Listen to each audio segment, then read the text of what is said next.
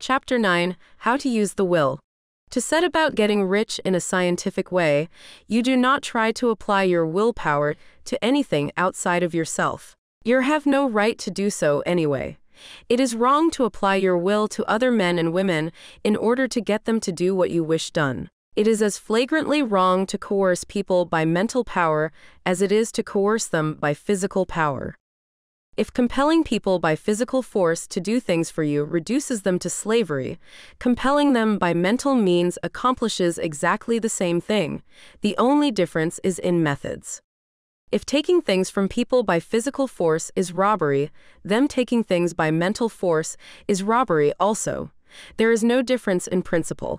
You have no right to use your willpower upon another person, even for his own good, for you do not know what is for his good. The science of getting rich does not require you to apply power or force to any other person in any way whatsoever. There is not the slightest necessity for doing so. Indeed, any attempt to use your will upon others will only tend to defeat your purpose. You do not need to apply your will to things in order to compel them to come to you. That would simply be trying to coerce God, and would be foolish and useless, as well as irreverent. You do not have to compel God to give you good things, any more than you have to use your willpower to make the sun rise. You do not have to use your willpower to conquer an unfriendly deity, or to make stubborn and rebellious forces do your bidding. Substance is friendly to you, and is more anxious to give you what you want than you are to get it. To get rich, you need only to use your willpower upon yourself. When you know what to think and do, then you must use your will to compel yourself to think and do the right things. That is the legitimate use of the will in getting what you want, to use it in holding yourself to the right course. Use your will to keep yourself thinking and acting in the certain way. Do not try to project your will or your thoughts or your mind out into space to act on things or people. Keep your mind at home, it can accomplish more there than elsewhere. Use your mind to form a mental image of what you want, and to hold that vision with faith and purpose, and use your will to keep your mind working in the right way. The more steady and continuous your faith and purpose, the more rapidly you will get rich, because you will make only positive impressions upon substance, and you will not neutralize or offset them by negative impressions. The picture of your desires, held with faith and purpose, is taken up by the formless, and permeates it to great distances throughout the universe, for all I know. As this impression spreads, all things are set moving toward its realization. Every living thing, every inanimate thing, and the things yet uncreated, are stirred toward bringing into being that which you want. All force begins to be exerted in that direction, all things begin to move toward you. The minds of people everywhere are influenced toward doing the things necessary to the fulfilling of your desires, and they work for you, unconsciously. But you can check all this by starting a negative impression in the formless substance. Doubt or unbelief is as certain to start a movement away from you as faith and purpose are to start one toward you. It is by not understanding this that most people who try to make use of mental science in getting rich make their failure. Every hour and moment you spend in giving heed to doubts and fears, every hour you spend in worry, every hour in which your soul is possessed by unbelief, sets a current away from you in the whole domain of intelligent substance. All the promises are unto them that believe, and unto them only. Notice how insistent Jesus was upon this point of belief, and now you know the reason why. Since belief is all important, it behooves you to guard your thoughts, and as your beliefs will be shaped to a very great extent by the things you observe and think about, it is important that you should command your attention. And here the will comes into use, for it is by your will that you determine upon what things your attention shall be fixed. If you want to become rich, you must not make a study of poverty. Things are not brought into being by thinking about their opposites. Health is never to be attained by studying disease and thinking about disease. Righteousness is not to be promoted by studying sin and thinking about sin. And no one ever got rich by studying poverty and thinking about poverty. Medicine as a science of disease has increased disease. Religion as a science of sin has promoted sin, and economics as a study of poverty will fill the world with wretchedness and want. Do not talk about poverty. Do not investigate it or concern yourself with it. Never mind what its causes are, you have nothing to do with them. What concerns you is the cure. Do not spend your time in charitable work or charity movements. All charity only tends to perpetuate the wretchedness it aims to eradicate. I do not say that you should be hard-hearted or unkind and refuse to hear the cry of need, but you must not try to eradicate poverty in any of the conventional ways. Put poverty behind you and put all that pertains to it behind you and make good. Get rich, that is the best way you can help the poor. And you cannot hold the mental image which is to make you rich if you fill your mind with pictures of poverty. Do not read books or papers which give circumstantial accounts of the wretchedness of the tenement dwellers, of the horrors of child labor, and so on. Do not read anything which fills your mind with gloomy images of want and suffering. You cannot help the poor in the least by knowing about these things, and the widespread knowledge of them does not tend at all to do away with poverty. What tends to do away with poverty is not the getting of pictures of poverty into your mind, but getting pictures of wealth into the minds of the poor. You are not deserting the poor in their misery when you refuse to allow your mind to be filled with pictures of that misery. Poverty can be done away with, not by increasing the number of well-to-do people who think about poverty, but by increasing the number of poor people who purpose with faith to get rich. The poor do not need charity, they need inspiration. Charity only sends them a loaf of bread to keep them alive in their wretchedness, or gives them an entertainment to make them forget for an hour or two. But inspiration will cause them to rise out of their misery. If you want to help the poor, demonstrate to them that they can become rich. Prove it by getting rich yourself. The only way in which poverty will ever be banished from this world is by getting a large and constantly increasing number of people to practice the teachings of this book. People must be taught to become rich by creation, not by competition. Every man who becomes rich by competition throws down behind him the ladder by which he rises, and keeps others down. But every man who gets rich by creation opens a way for thousands to follow him, and inspires them to do so. You are not showing hardness of heart or an unfeeling disposition when you refuse to pity poverty, see poverty, read about poverty, or think or talk about it, or to listen to those who do talk about it. Use your willpower to keep your mind off the subject of poverty, and to keep it fixed with faith and purpose on the vision of what you want. Chapter 10. Further use of the will. You cannot retain a true and clear vision of wealth if you are constantly turning your attention to opposing pictures, whether they be external or imaginary. Do not tell of your past troubles of a financial nature. If you have had them, do not think of them at all. Do not tell of the poverty of your parents or the hardships of your early life. To do any of these things is to mentally class yourself with the poor for the time being, and it will certainly check the movement of things in your direction. Let the dead bury their dead, as Jesus said. Put poverty and all things that pertain to poverty completely behind you. You have accepted a certain theory of the universe as being correct and are resting all your hopes of happiness on its being correct. And what can you gain by giving heed to conflicting theories? Do not read religious books which tell you that the world is soon coming to an end, and do not read the writing of muckrakers and pessimistic philosophers who tell you that it is going to the devil. The world is not going to the devil, it is going to God. It is wonderful becoming. True, there may be a good many things in existing conditions which are disagreeable. But what is the use of studying them when they are certainly passing away, and when the study of them only tends to check their passing and keep them with us? Why give time and attention to things which are being removed by evolutionary growth, when you can hasten their removal only by promoting the evolutionary growth as far as your part of it goes? No matter how horrible and seeming may be the conditions in certain countries, sections, or places, you waste your time and destroy your own chances by considering them. You should interest yourself in the world's becoming rich. Think of the riches the world is coming into, instead of the poverty it is growing out of, and bear in mind that the only way in which you can assist the world in growing rich is by growing rich yourself through the creative method, not the competitive one. Give your attention wholly to riches, ignore poverty. Whenever you think or speak of those who are poor, think and speak of them as those who are becoming rich, those who are to be congratulated rather than pitied. Then they and others will catch the inspiration and begin to search for the way out. Because I say that you are to give your whole time and mind and thought to riches, it does not follow that you are to be sordid or mean.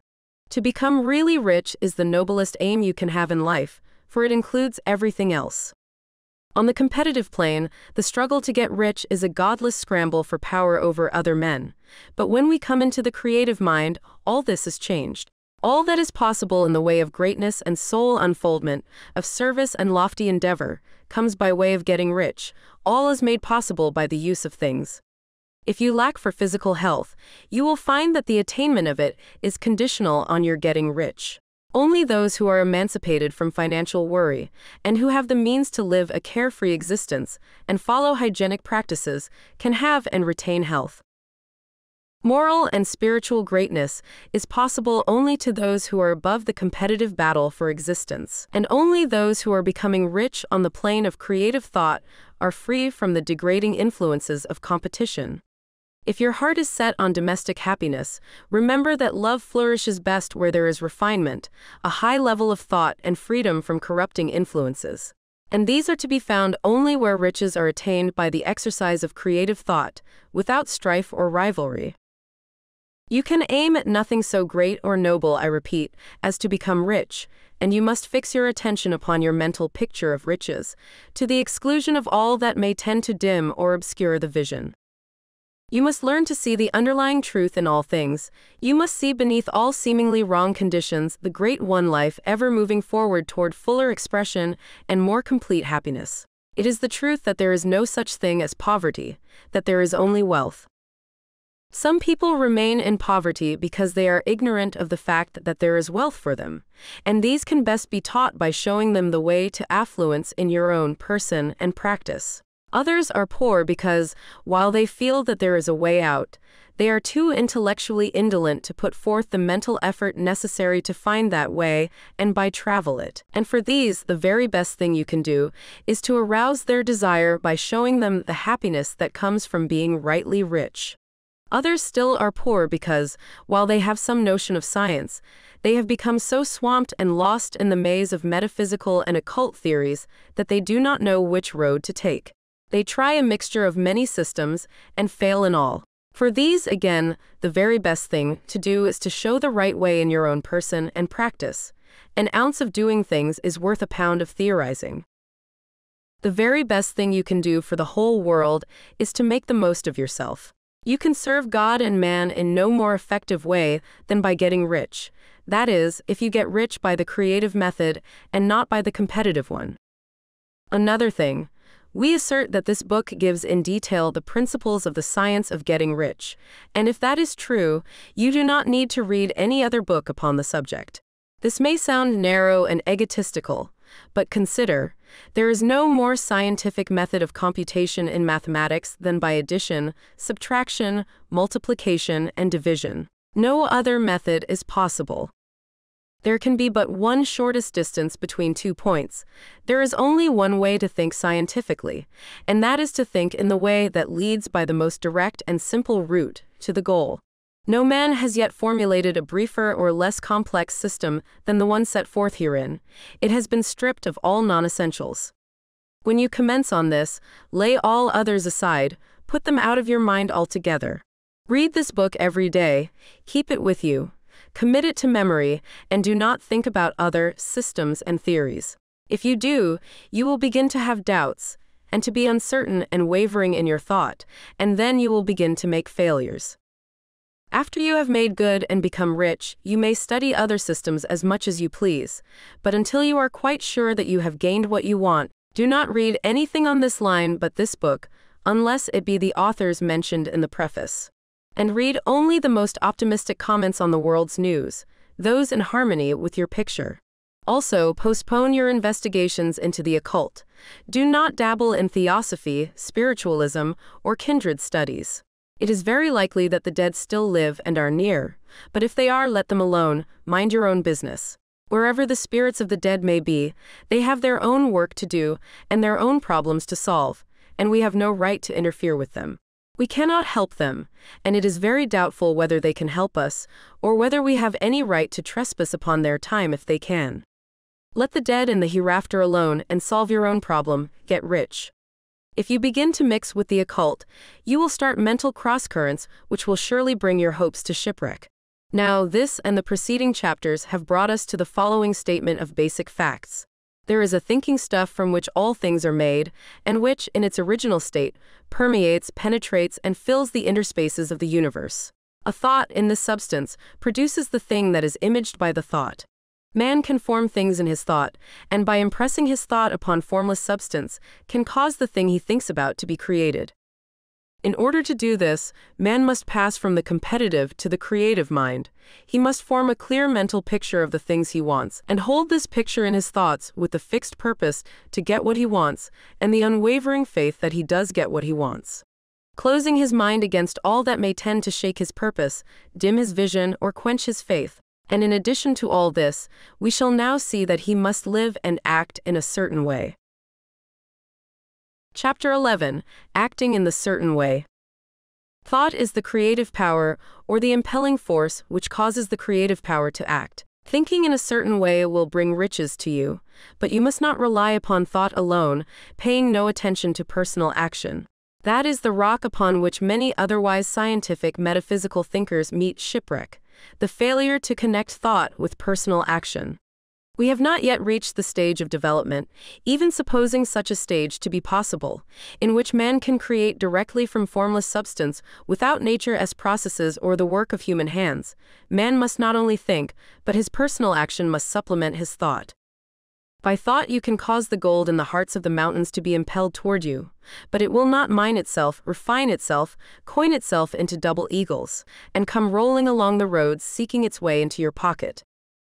Under the impelling power of the Supreme Spirit, men's affairs will be so ordered that someone will be led to mine the gold for you. Other men's business transactions will be so directed that the gold will be brought toward you, and you must so arrange your own business affairs that you may be able to receive it when it comes to you. Our thought makes all things, animate and inanimate, work to bring you what you want, but your personal activity must be such that you can rightly receive what you want when it reaches you. You are not to take it as charity, nor to steal it. You must give every man more in use value than he gives you in cash value. The scientific use of thought consists in forming a clear and distinct mental image of what you want, in holding fast to the purpose to get what you want, and in realizing with grateful faith that you do get what you want. Do not try to project your thought in any mysterious or occult way with the idea of having it go and do things for you. That is wasted effort, and will weaken your power to think with sanity. The action of thought in getting rich is fully explained in the preceding chapters. Your faith and purpose positively impress your vision upon formless substance, which has the same desire for more life that you have, and this vision, received from you, sets all the creative forces at work in and through their regular channels of action, but directed toward you. It is not your part to guide or supervise the creative process. All you have to do with that is to retain your vision, stick to your purpose, and maintain your faith and gratitude. But you must act in a certain way so that you can appropriate what is yours when it comes to you, so that you can meet the things you have in your picture and put them in their proper places as they arrive. You can really see the truth of this. When things reach you, they will be in the hands of other men who will ask an equivalent for them. And you can only get what is yours by giving the other man what is his. Your pocketbook is not going to be transformed into a Fortunata's purse, which shall be always full of money without effort on your part. This is the crucial point in the science of getting rich. Right here, where thought and personal action must be combined, there are very many people who, consciously or unconsciously, set the creative forces in action by the strength and persistence of their desires, but who remain poor because they do not provide for the reception of the thing they want when it comes. By thought, the thing you want is brought to you. By action, you receive it. Whatever your action is to be, it is evident that you must act now. You cannot act in the past, and it is essential to the clearness of your mental vision that you dismiss the past from your mind. You cannot act in the future, for the future is not here yet.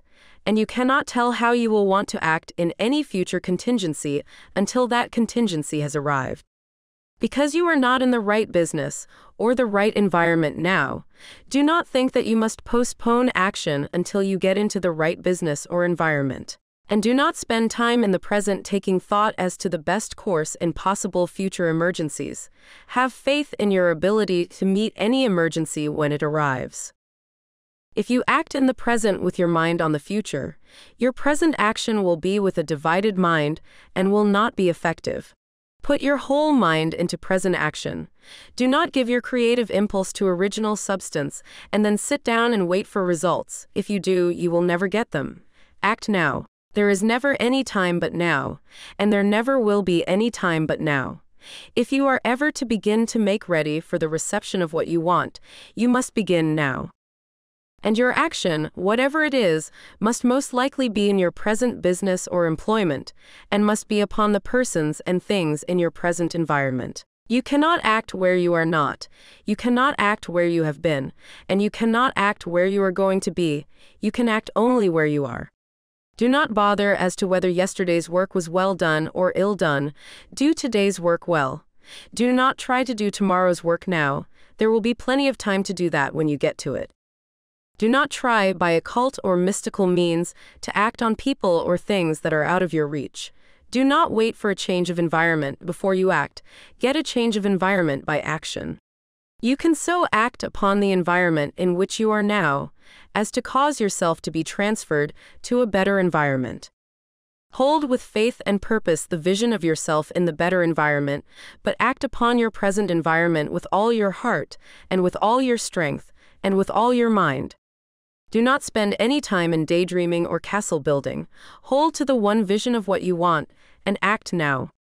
Do not cast about seeking some new thing to do, or some strange, unusual, or remarkable action to perform as a first step toward getting rich. It is probable that your actions, at least for some time to come, will be those you have been performing for some time past. But you are to begin now to perform these actions in the certain way, which will surely make you rich. If you are engaged in some business and feel that it is not the right one for you, do not wait until you get into the right business before you begin to act. Do not feel discouraged or sit down and lament because you are misplaced. No man was ever so misplaced but that he could not find the right place, and no man ever became so involved in the wrong business but that he could get into the right business. Hold the vision of yourself in the right business with the purpose to get into it and the faith that you will get into it and are getting into it, but act in your present business. Use your present business as the means of getting a better one, and use your present environment as the means of getting into a better one. Your vision of the right business, if held with faith and purpose, will cause the Supreme to move the right business toward you. And your action, if performed in the certain way, will cause you to move toward the business. If you are an employee or wage earner and feel that you must change places in order to get what you want, do not project your thought into space and rely upon it to get you another job. It will probably fail to do so. Hold the vision of yourself in the job you want, while you act with faith and purpose on the job you have, and you will certainly get the job you want.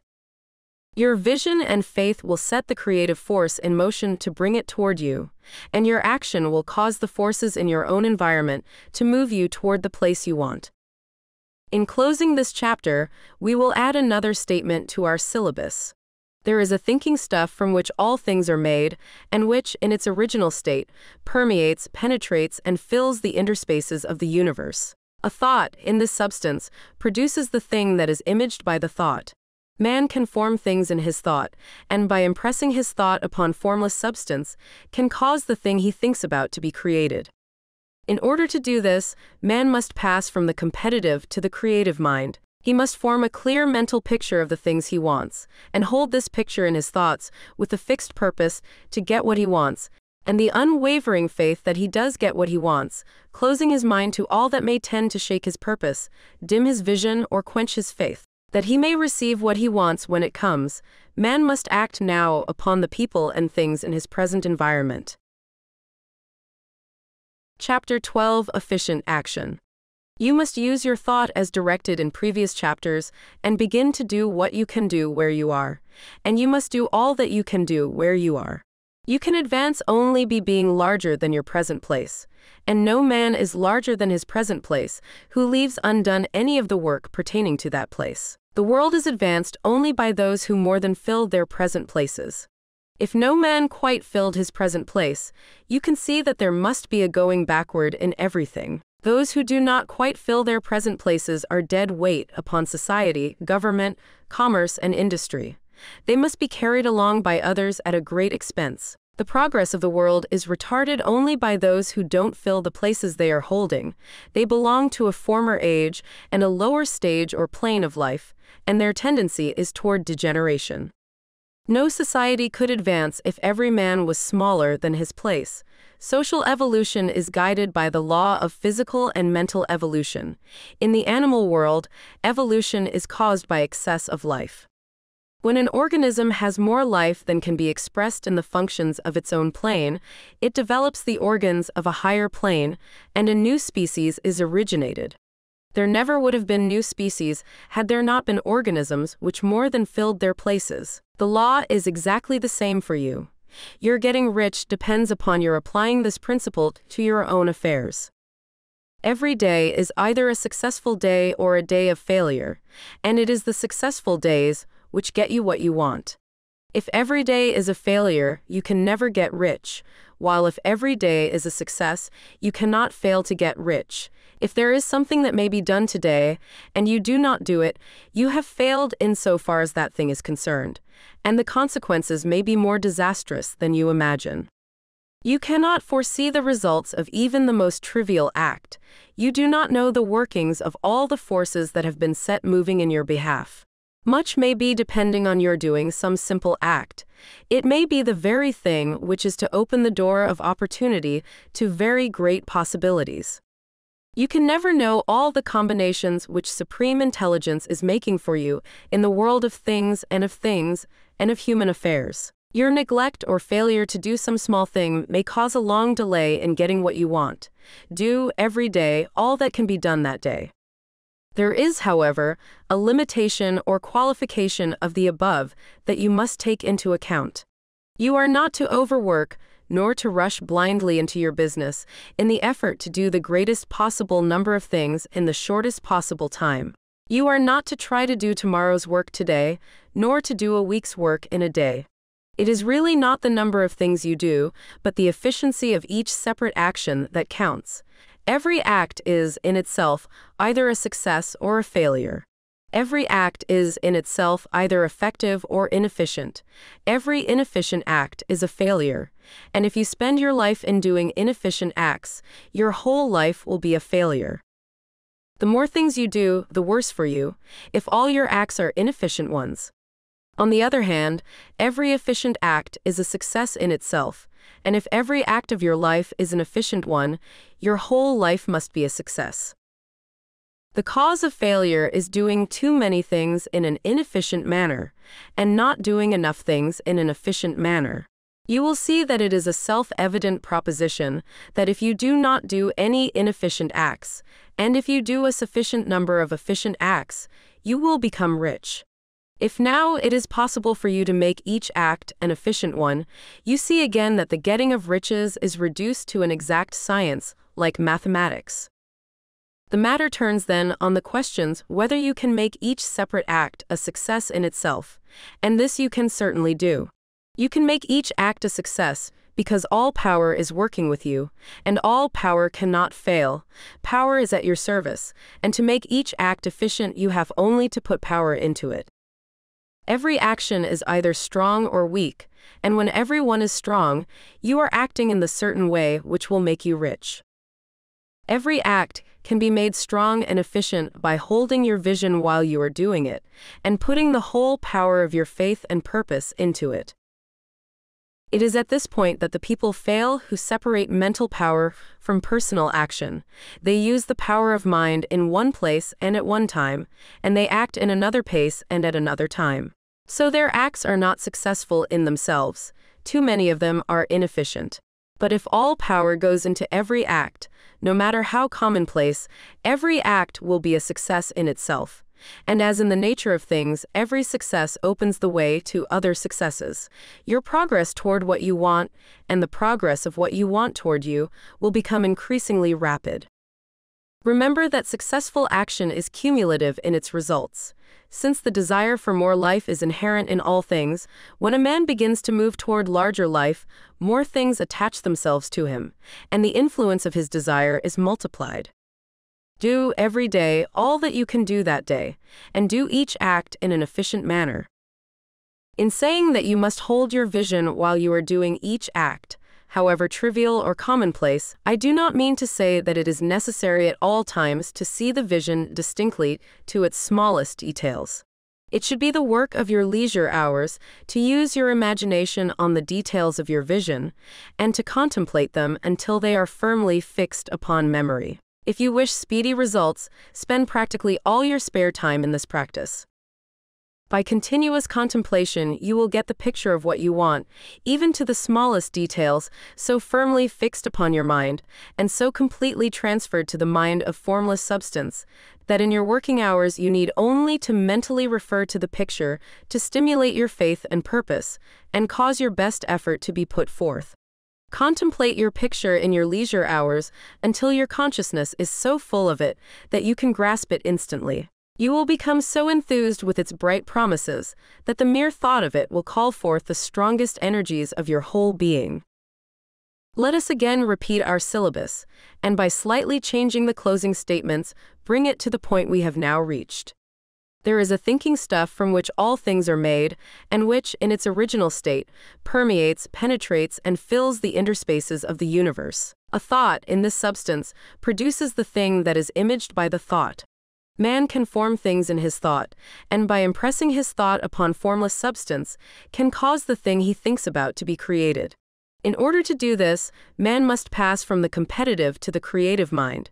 He must form a clear mental picture of the things he wants, and do, with faith and purpose, all that can be done each day, doing each separate thing in an efficient manner. Chapter 13: Getting into the Right Business. Success, in any particular business, depends for one thing upon your possessing in a well-developed state the faculties required in that business. Without good musical faculty, no one can succeed as a teacher of music. Without well-developed mechanical faculties, no one can achieve great success in any of the mechanical trades. Without tact and the commercial faculties, no one can succeed in mercantile pursuits. But to possess in a well-developed state the faculties required in your particular vocation does not ensure getting rich. There are musicians who have remarkable talent, and who yet remain poor. There are blacksmiths, carpenters, and so on who have excellent mechanical ability, but who do not get rich. And there are merchants with good faculties for dealing with men who nevertheless fail.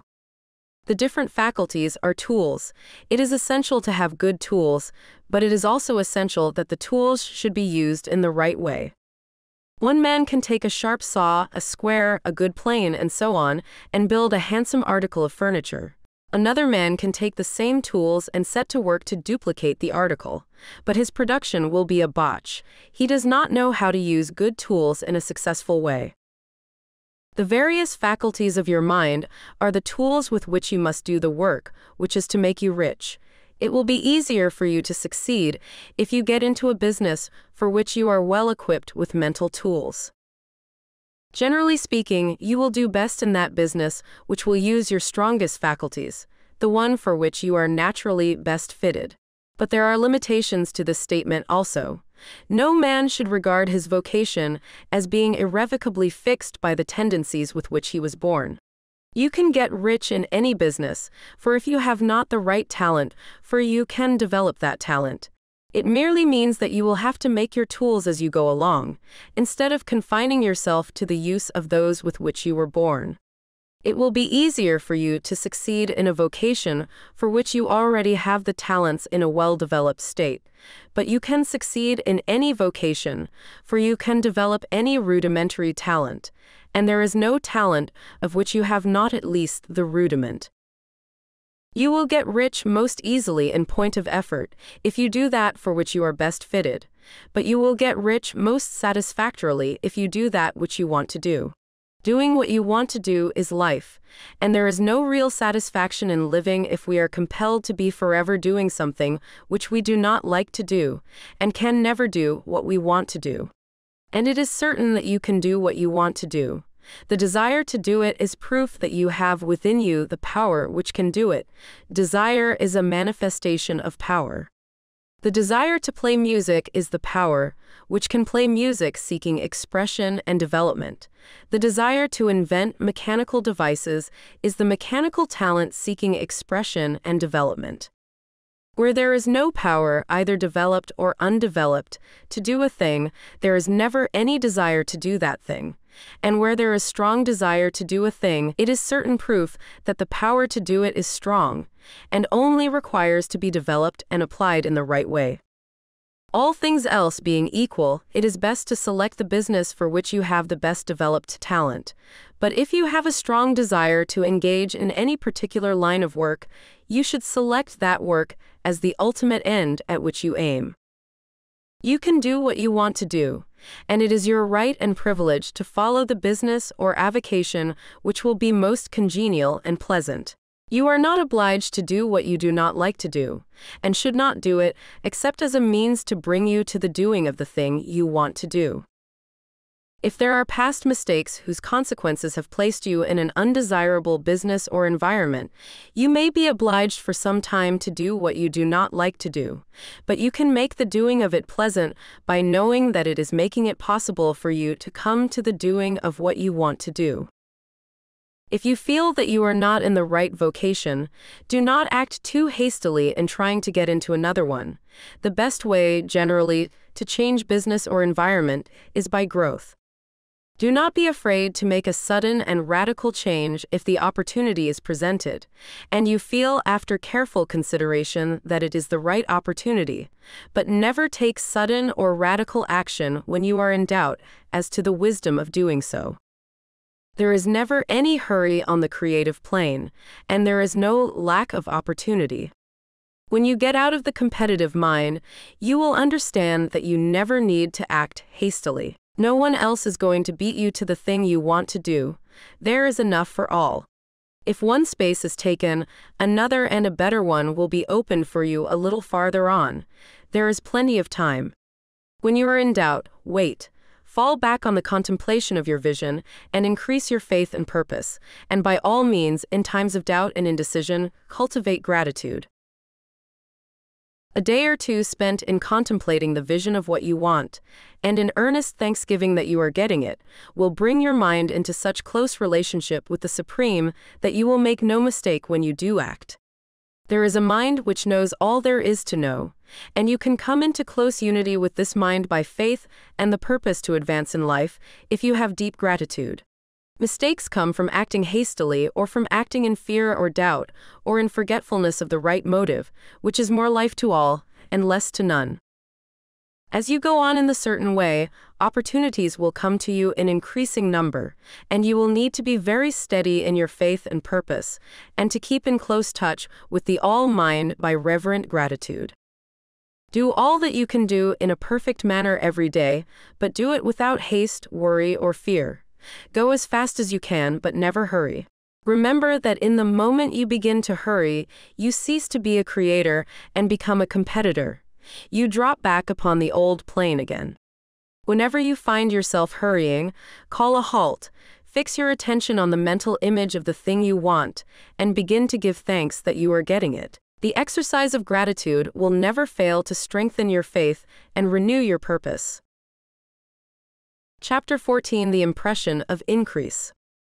Whether you change your vocation or not, your actions for the present must be those pertaining to the business in which you are now engaged.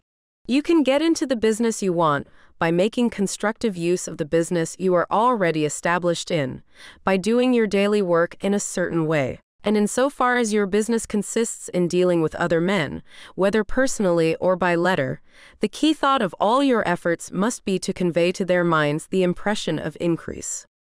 Increase is what all men and all women are seeking. It is the urge of the formless intelligence within them, seeking fuller expression. The desire for increase is inherent in all nature. It is the fundamental impulse of the universe. All human activities are based on the desire for increase. People are seeking more food, more clothes, better shelter, more luxury, more beauty, more knowledge, more pleasure, increase in something, more life. Every living thing is under this necessity for continuous advancement. Where increase of life ceases, dissolution and death set in at once. Man instinctively knows this, and hence he is forever seeking more. This law of perpetual increase is set forth by Jesus in the parable of the talents. Only those who gain more retain any. From him who hath not shall be taken away even that which he hath.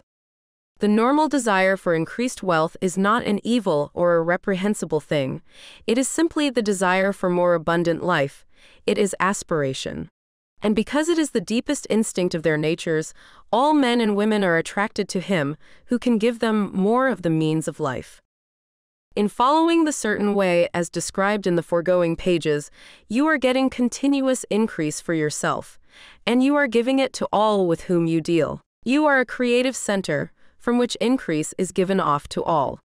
Be sure of this, and convey assurance of the fact to every man, woman, and child with whom you come in contact. No matter how small the transaction, even if it be only the selling of a stick of candy to a little child, put into it the thought of increase, and make sure that the customer is impressed with the thought. Convey the impression of advancement with everything you do, so that all people shall receive the impression that you are an advancing man, and that you advance all who deal with you. Even to the people whom you meet in a social way, without any thought of business, and to whom you do not try to sell anything, give the thought of increase. You can convey this impression by holding the unshakable faith that you, yourself, are in the way of increase, and by letting this faith inspire, fill, and permeate every action. Do everything that you do in the firm conviction that you are an advancing personality, and that you are giving advancement to everybody. Feel that you are getting rich, and that in so doing you are making others rich and conferring benefits on all. Do not boast or brag of your success, or talk about it unnecessarily. True faith is never boastful. Wherever you find a boastful person, you find one who is secretly doubtful and afraid. Simply feel the faith and let it work out in every transaction. Let every act and tone and look express the quiet assurance that you are getting rich, that you are already rich. Words will not be necessary to communicate this feeling to others. They will feel the sense of increase when in your presence and will be attracted to you again. You must so impress others that they will feel that in associating with you they will get increase for themselves. See that you give them a use value greater than the cash value you are taking from them. Take an honest pride in doing this, and let everybody know it, and you will have no lack of customers. People will go where they are given increase, and the Supreme, which desires increase in all, and which knows all, will move toward you men and women who have never heard of you. Your business will increase rapidly, and you will be surprised at the unexpected benefits which will come to you. You will be able from day to day to make larger combinations, secure greater advantages, and to go on into a more congenial vocation if you desire to do so. But doing all this, you must never lose sight of your vision of what you want, or your faith and purpose to get what you want. Let me here give you another word of caution in regard to motives. Beware of the insidious temptation to seek for power over other men. Nothing is so pleasant to the unformed or partially developed mind as the exercise of power or dominion over others. The desire to rule for selfish gratification has been the curse of the world. For countless ages, kings and lords have drenched the earth with blood in their battles to extend their dominions, this not to seek more life for all, but to get more power for themselves. Today, the main motive in the business and industrial world is the same. Men marshal their armies of dollars, and lay waste the lives and hearts of millions in the same mad scramble for power over others. Commercial kings, like political kings, are inspired by the lust for power. Jesus saw in this desire for mastery the moving impulse of that evil world he sought to overthrow. Read the 23rd chapter of Matthew, and see how he pictures the lust of the Pharisees to be called master, to sit in the high places, to domineer over others, and to lay burdens on the backs of the less fortunate, and note how he compares this lust for dominion with the brotherly seeking for the common good to which he calls his disciples.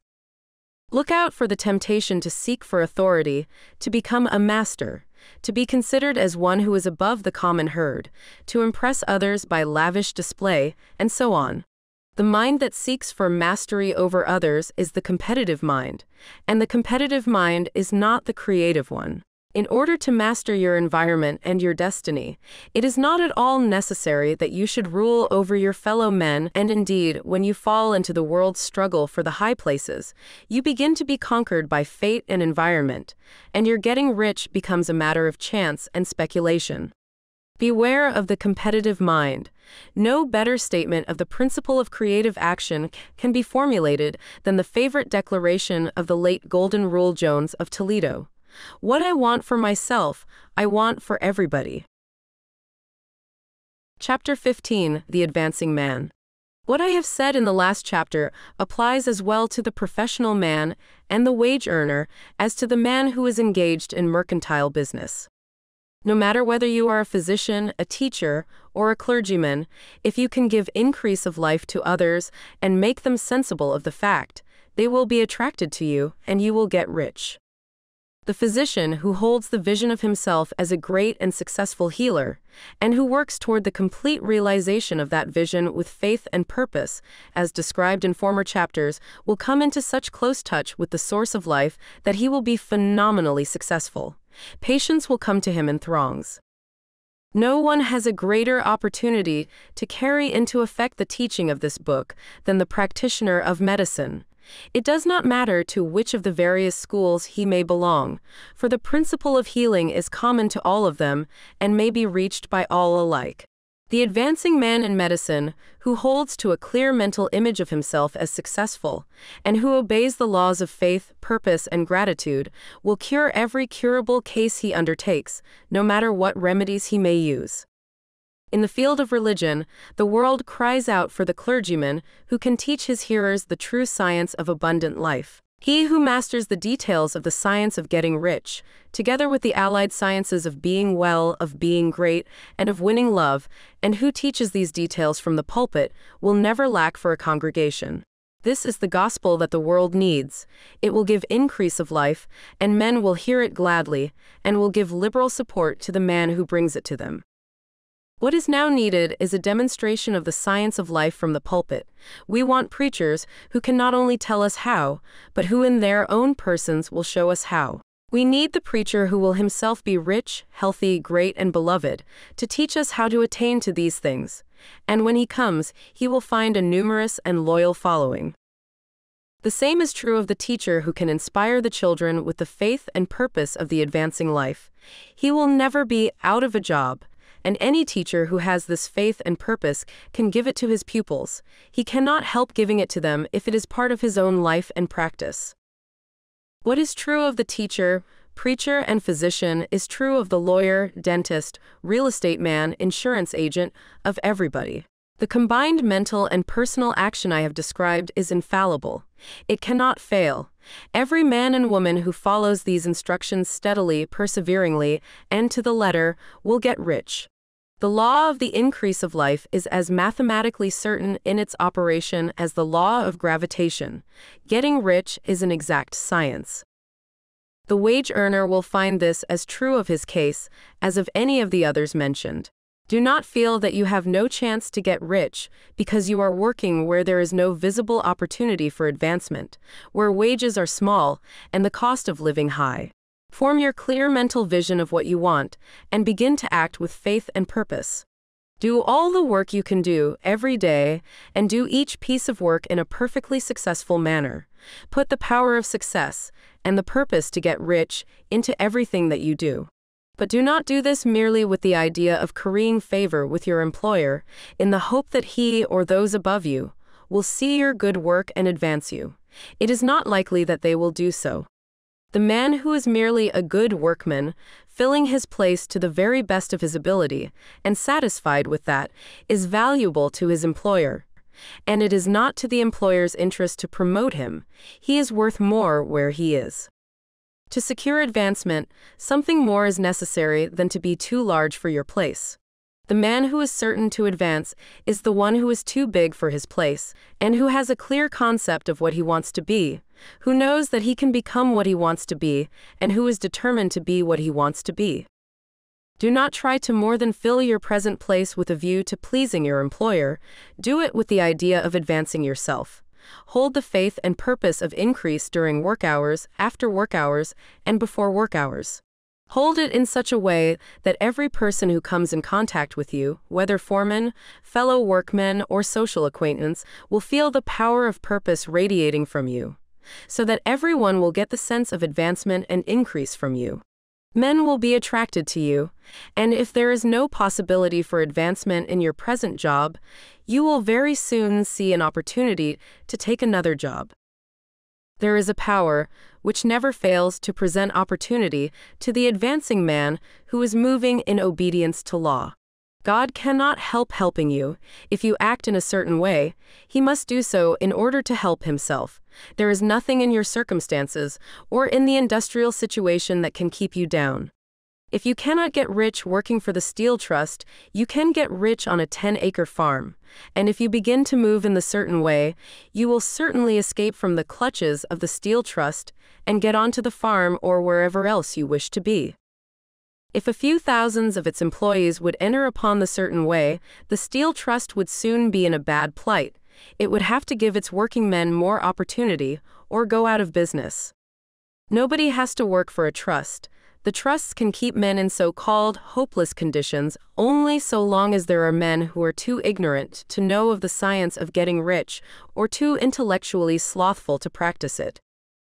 Begin this way of thinking and acting, and your faith and purpose will make you quick to see any opportunity to better your condition. Such opportunities will speedily come, for the Supreme, working in all and working for you, will bring them before you. Do not wait for an opportunity to be all that you want to be. When an opportunity to be more than you are now is presented and you feel impelled toward it, take it. It will be the first step toward a greater opportunity. There is no such thing possible in this universe as a lack of opportunities for the man who is living the advancing life. It is inherent in the constitution of the cosmos that all things shall be for him and work together for his good, and he must certainly get rich if he acts and thinks in the certain way. So let wage-earning men and women study this book with great care and enter with confidence upon the course of action it prescribes. It will not fail. Chapter 16: Some Cautions and Concluding Observations. Many people will scoff at the idea that there is an exact science of getting rich.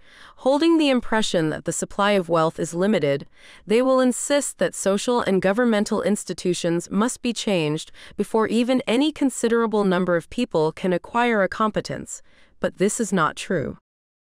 It is true that existing governments keep the masses in poverty, but this is because the masses do not think and act in the certain way. If the masses begin to move forward as suggested in this book, neither governments nor industrial systems can check them. All systems must be modified to accommodate the forward movement. If the people have the advancing mind, have the faith that they can become rich and move forward with the fixed purpose to become rich, nothing can possibly keep them in poverty. Individuals may enter upon the certain way at any time and under any government and make themselves rich. And when any considerable number of individuals do so under any government, they will cause the system to be so modified as to open the way for others. The more men who get rich on the competitive plane, the worse for others. The more who get rich on the creative plane, the better for others. The economic salvation of the masses can only be accomplished by getting a large number of people to practice the scientific method set down in this book and become rich. These will show others the way and inspire them with a desire for real life, with the faith that it can be attained, and with the purpose to attain it. For the present, however, it is enough to know that neither the government under which you live nor the capitalistic or competitive system of industry can keep you from getting rich. When you enter upon the creative plane of thought, you will rise above all these things and become a citizen of another kingdom. But remember that your thought must be held upon the creative plane. You are never for an instant to be betrayed into regarding the supply as limited, or into acting on the moral level of competition. Whenever you do fall into old ways of thought, correct yourself instantly. For when you are in the competitive mind, you have lost the cooperation of the mind of the whole. Do not spend any time in planning as to how you will meet possible emergencies in the future, except as the necessary policies may affect your actions today. You are concerned with doing today work in a perfectly successful manner, and not with emergencies which may arise tomorrow. You can attend to them as they come. Do not concern yourself with questions as to how you shall surmount obstacles which may loom upon your business horizon, unless you can see plainly that your course must be altered today in order to avoid them. No matter how tremendous an obstruction may appear at a distance, you will find that if you go on in the certain way, it will disappear as you approach it, or that a way over though or around it will appear. No possible combination of circumstances can defeat a man or woman who is proceeding to get rich along strictly scientific lines. No man or woman who obeys the law can fail to get rich, any more than one can multiply 2 by 2 and fail to get 4. Give no anxious thought to possible disasters, obstacles, panics, or unfavorable combinations of circumstances. It is time enough to meet such things when they present themselves before you in the immediate present, and you will find that every difficulty carries with it the wherewithal for its overcoming. Guard your speech. Never speak of yourself, your affairs, or of anything else in a discouraged or discouraging way. Never admit the possibility of failure, or speak in a way that infers failure as a possibility. Never speak of the times as being hard, or of business conditions as being doubtful. Times may be hard and business doubtful for those who are on the competitive plane, but they can never be so for you. You can create what you want, and you are above fear. When others are having hard times and poor business, you will find your greatest opportunities. Train yourself to think of and to look upon the world as a something which is becoming, which is growing, and to regard seeming evil as being only that which is undeveloped. Always speak in terms of advancement. To do otherwise is to deny your faith, and to deny your faith is to lose it. Never allow yourself to feel disappointed. You may expect to have a certain thing at a certain time and not get it at that time, and this will appear to you like failure. But if you hold to your faith, you will find that the failure is only apparent. Go on in the certain way, and if you do not receive that thing, you will receive something so much better that you will see that the seeming failure was really a great success. A student of this science had set his mind on making a certain business combination which seemed to him at the time to be very desirable, and he worked for some weeks to bring it about. When the crucial time came, the thing failed in a perfectly inexplicable way. It was as if some unseen influence had been working secretly against him. He was not disappointed. On the contrary, he thanked God that his desire had been overruled and went steadily on with a grateful mind. In a few weeks, an opportunity so much better came his way that he would not have made the first deal on any account. And he saw that a mind which knew more than he knew had prevented him from losing the greater good by entangling himself with the lesser. That is the way every seeming failure will work out for you.